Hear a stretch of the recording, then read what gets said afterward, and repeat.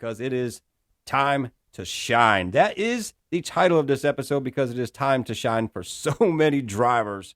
3, 2, 1.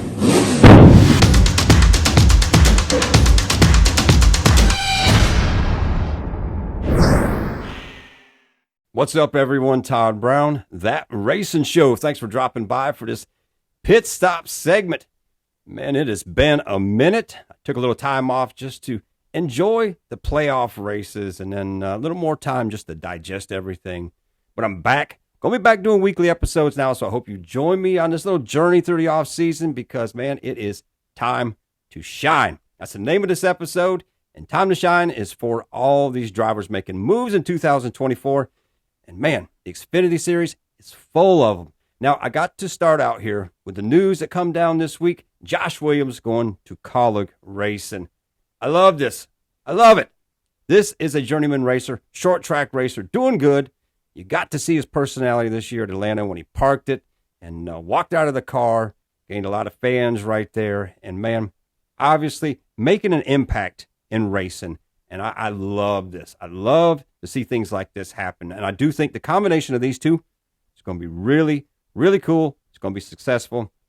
It's going to be great at Daytona. Right out of the gate. Going to be some great runs. Contention for wins throughout the year. I don't expect them to go out there and set the world on fire, but I do think this is going to be a great combination for both parties. Now, it's been reported that they've been talking about this for over a year of putting this deal together. And I have to believe that because they are already kicking off their combination of team owner and driver this weekend, Florence, South Carolina, in the late model. Now, they're running against Josh Berry, Dale Jr., just to name a couple people that are out there. So it's going to be a really cool opportunity for him to get connected with the team. Go out there and see what he can do. He's a short track racer, so going to be really neat. But with this car being put together already, you just don't build a late model overnight. So this tells me this was something that's been going on for a while, and they had a plan set in motion. And man, again, I love it. And I'm going to be keeping up with the race at Florence, so probably do an episode Monday, so I hope you join me for that. But I just want to share something else too here about Josh, because I think his personality is going to come out a lot more. I think he's going to get more TV time. But he has visited over 150 hospitals across the country, visiting with sick children. Does a lot with that. That's where the handprints, the paint scheme comes in, because those are handprints of the children that he visits with. Plus, he also has his own racing team where he provides, we got bandoleros, go-karts, late models, so many different forms of racing for kids coming up through the series. And he teaches them how to work on the cars, not only how to drive.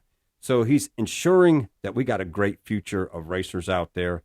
And man, to me, couldn't have happened to a better man to get this ride. Now, also with this brings pressure. Everybody's going to be on him. They're going to be expecting him to perform better. As I say, I think they're going to be competitive right out of the gate at Daytona. So I don't really feel like it's going to be a bad year for him in any aspect. But we got a lot of other drivers in the Xfinity Series who are making changes this year that I think are going to have to shine. It's their time to shine. And I got to start off with Sheldon Creed, because here you go with Sheldon. Now, Sheldon, obviously, a great wheelman, was in contention for the championship this year, but yet Sheldon has not been able to win a race in the Xfinity Series yet, and that's something that people hold over his head. I'm personally not trying to hold it over his head right now, but I'm just saying it's going to come up as the future goes on if a win doesn't happen. Because now that he's moving over to Joe Gibbs Racing, if he is not able to get a win in one of those cars in 2024, people are going to start saying, what's it going to take to get him into victory lane? Because you're with two of the top teams in the Xfinity Series, and without a win, and it looks bad. But I do think he's going to have a successful year as well, and wouldn't be surprised to see him in victory lane pretty early on in the season. Now, another name I want to bring up, I did an episode on this a while back, caught a lot of flack from certain people.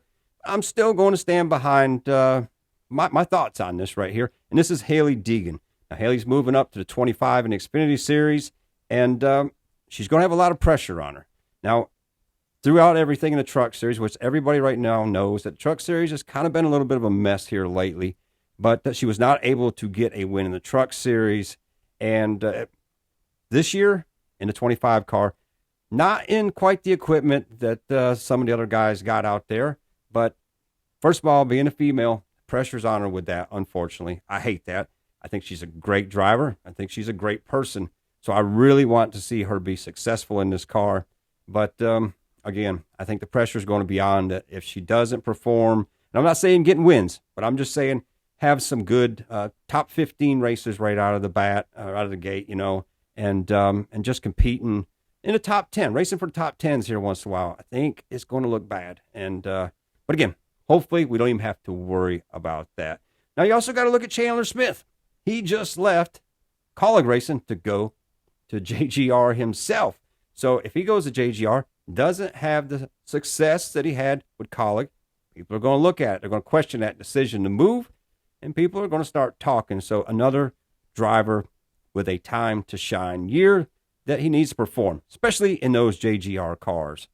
But, you got Sammy Smith moving over to Junior Motorsports. I mean, there's so much jockeying for different rides this year that I think the Xfinity Series is going to be the funnest series of 2024. And I think we're going to see some first-time winners. And probably some of these names that we just mentioned will be some of them. But anyways, I'm so looking forward to the 2024 Xfinity season. So looking forward to this off season. I got some really cool things I want to do here. And man, just to be honest with you, when I first started this thing, it was just something to do for fun. I really didn't expect anything to come of it. And I got sucked into doing these episodes a certain way. And it wasn't the way that I wanted to do it because I wanted this to stand out and be something different. So I'm going to be making this happen throughout the off season. So again, I hope you join me for everything with this. And comments. I love your comments. Please throw them down there because this show right here is an open forum. Whether you agree with what I got to say or not, I love to talk about it. So please throw them comments down there. And if you like what I'm doing, hit that subscribe button because it keeps me going, keeps me motivated. And man, it just makes me feel good. So do it. But as always, I hope everybody out there is having a great week. We'll see you at the checker flag.